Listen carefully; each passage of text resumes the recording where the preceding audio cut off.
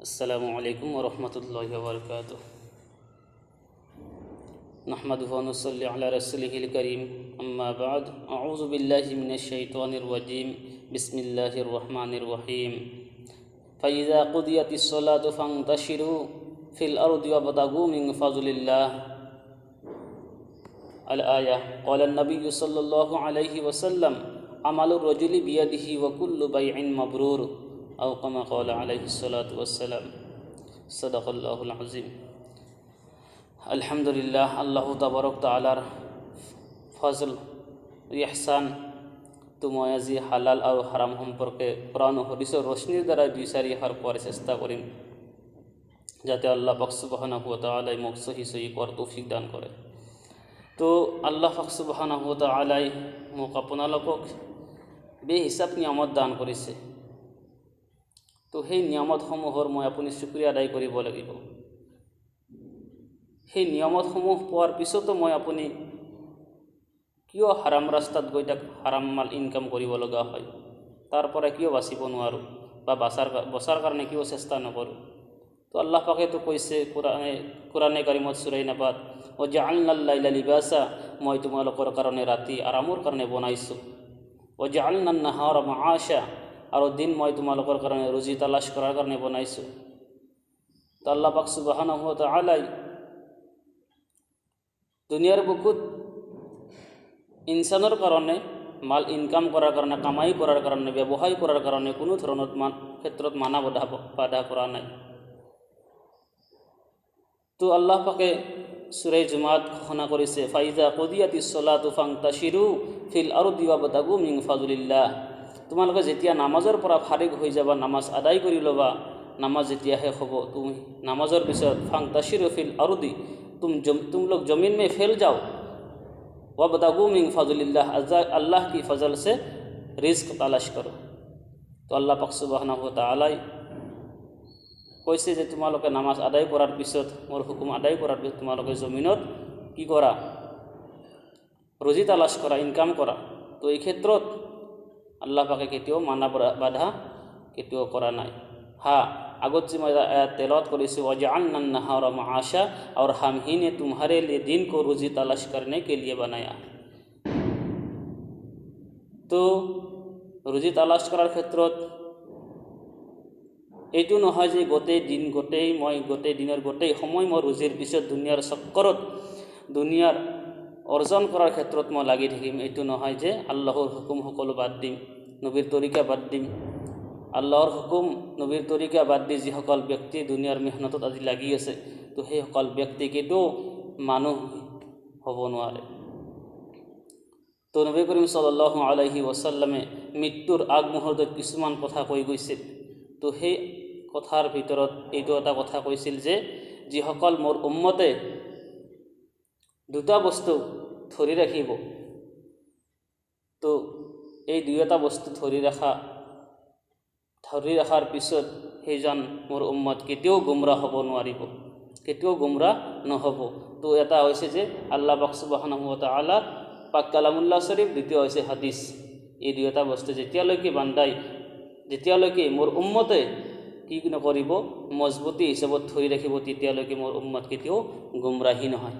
তো মেৰে মোহতাৰাম দোস্ত আজিজো, আল্লাহ পাক সুবহানাহু ওয়া তাআলা কোৰআনে কাৰিমত সূৰা কাসাসত ঘোষণা কৰিছে, ওয়ালা তানসা নাসিবাকা ফিদ দুনিয়া, তোমালোকৰ তকদিৰত তোমালোকক যিখিনি মই দুনিয়াৰ বুকুত হিস্সা দিয়া হৈছে, তোমালোকৰ যিখিনি পাবলগীয়া, তোমালোকে সেইটো কেতিয়াও পাহৰি নাযাবা, তোমালোকে ভুলি নাযাবা। সেইটো তোমালোকে পোৱাৰ কাৰণে, আদায় কৰাৰ কাৰণে তোমালোকে কি কৰা, মেহনত কৰা, চেষ্টা কৰা। মই ৰাস্তা তোমালোকক দি থৈ দিছোঁ, সেই ৰাস্তা তোমালোকে কি কৰা, ব্ৰেইনত যি মই শক্তি দিছোঁ চিনাক্ত কৰিব পাৰা, এহসাস কৰিব পাৰা, যি আকল দান কৰিছোঁ গৱেষণা কৰিব পাৰা, তোমালোকে সেই জ্ঞানৰ দ্বাৰাই তোমালোকে ঢুকি পাইছা ভাল কোনটো বেয়া কোনটো। তো সেই ভাল বেয়া সকলো বুজি ডিছকাছ কৰি তোমালোকে হালাল ৰাস্তাত গৈ তাক ইনকাম কৰাৰ কাৰণে তোমালোকে কি কৰা, চেষ্টা কৰা।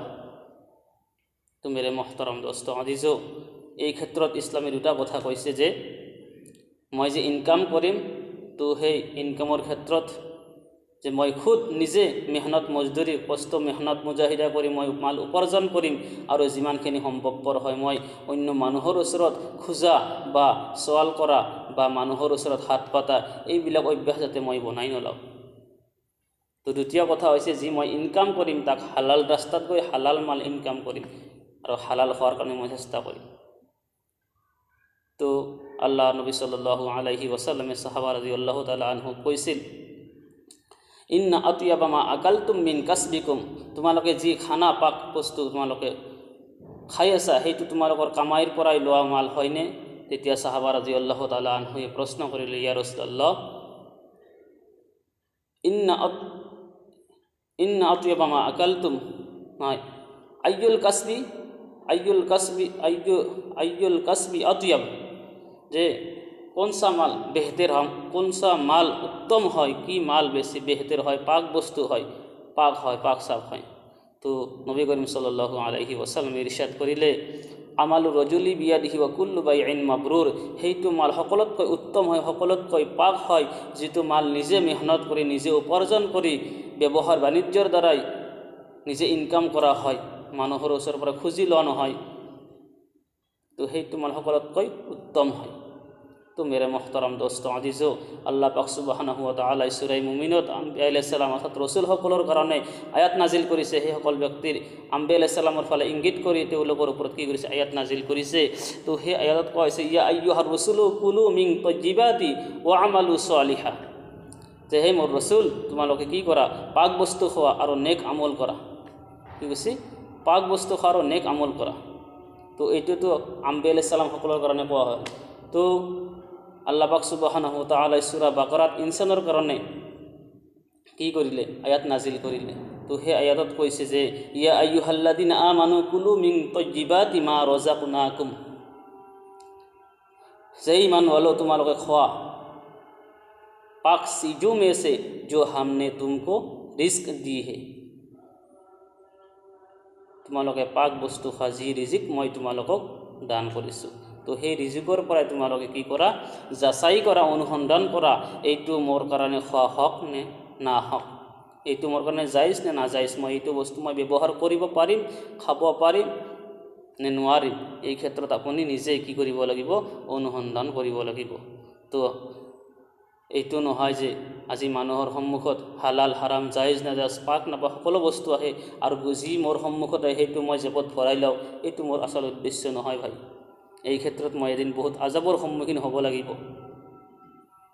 তো মেৰে মোহতাৰাম দোস্ত আজিজো, হজৰত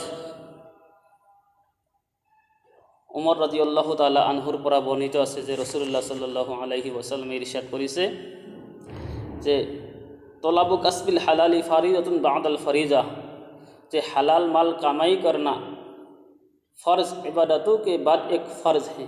হালাল মাল অৰ্জন কৰা ফৰজ ইবাদতৰ পিছত এটা ফৰজ বুলি কোৱা হৈছে। তো যিসকল ব্যক্তিয়ে জায়েজ নাজায়েজ হালাল হাৰাম কোনো তমিজ নকৰে, কোনো বান বিচাৰ নাৰাখে, কোনো খেয়াল নাৰাখে, তো এই ক্ষেত্ৰত নবী কৰিম সাল্লাল্লাহু আলাইহি ওয়াসাল্লামে বহুত এটা বেহতৰিন হদিস কি কৰিছে? ব্যাখ্যা কৰিছে। তো সেই হদিসত কোৱা হৈছে যে লা ইয়াদখুলুল জান্নাতা জাসাদুন গুজিয়া বিল হাৰাম, যে সেইসকল ব্যক্তিৰ জিসিম বা শৰীৰ জান্নাতত দাখিল কেতিয়াও নহ'ব যিসকল ব্যক্তি দুনিয়াৰ বুকুত থকা অৱস্থাত জায়েজ নাজায়েজ হালাল হাৰাম পাক নাপাক কোনো ক্ষেত্ৰত যাচাই কৰা নাছিল, কোনো বান বিচাৰ নাৰাখিছিল, কোনো খেয়াল নাৰাখিছিল। তো যি সন্মুখত আহে তাকে সেই ভোজন কৰিছিল, সেই খাইছিল, তাৰ ওপৰত চলিছিল, হাৰামৰ ওপৰত চলিছিল, হাৰাম খাইছিল আৰু হাৰাম খাই আল্লাহৰ ইবাদত কৰিছিল। তো হাৰাম খাই মই আল্লাহ তাবাৰক তাআলাৰ যেতিয়া ইবাদত কৰিম, সেই ইবাদত আল্লাহ তাবাৰক তাআলাৰ ওচৰত কাবিলে কবুলিয়াত নহ'ব। যেতিয়ালৈকে মোৰ জিচিমত 3 মিটাৰ কাপোৰ লাগে কমিজটো বা কুৰ্তা এটা চিলাবলৈ হ'লে, তো 1 মিটাৰ কাপোৰ মোৰ হাৰাম মালৰ পইচা সোমাই গৈছে। যেতিয়ালৈকে মই সেই কাপোৰ মোৰ দেহৰ পৰাই মই চেঞ্জ নকৰিম, যেতিয়ালৈকে মই সেই কাপোৰ মানে যেতিয়ালৈকে মই সেই কাপোৰ ব্যৱহাৰ কৰি নামাজ পঢ়ি থাকিম, আল্লাহৰ ইবাদত কৰি থাকিম, তো সেই কাপোৰ পৰিধান কৰি ইবাদত কৰাৰ পিছত আল্লাহ পাক সুবহানাহু ওয়া তাআলাই মোৰ আপোনাৰ ইবাদত কবুল নকৰিব। তো আল্লাহ পাক সুবহানাহু ওয়া তাআলাই মোক আপোনালোকক সকলোকে হাৰাম নাজাইজ বাতিল সকলো ত্যাগ কৰি হালাল ৰাস্তাত গৈ হালাল মাল ইনকাম কৰি খোৱাৰ যাতে আল্লাহ পাক সুবহানাহু তাআলাই তৌফিক দান কৰে। আমিন।